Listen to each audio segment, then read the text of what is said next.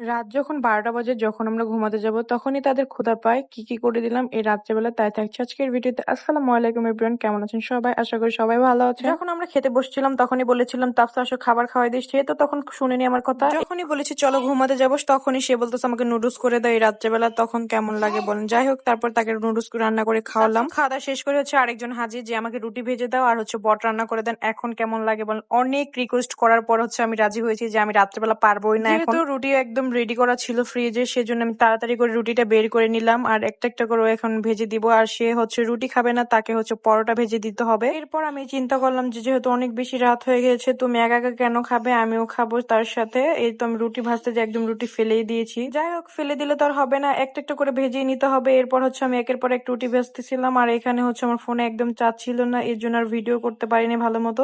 আমার বট রান্না এখানে অলমোস্ট রেডি। আর এখানে ভাজা ভাজা করে তার অনেক বেশি পছন্দ, সেজন্য তাকে ডাকে নিয়ে আসলাম। সে দেখেন কত বেশি খুশি হয়ে গেছে যে তার জন্য এত কষ্ট করে আমি এইগুলো করেছি।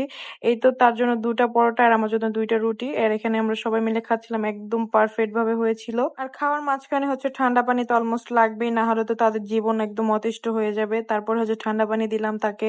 সবকিছু একদম খাবার তার পারফেক্ট লেগেছে। তাকে বলতেছে খাবারের সময় কোনো কথা বলতে নেই, একদম অনেক বেশি মজা হয়েছে।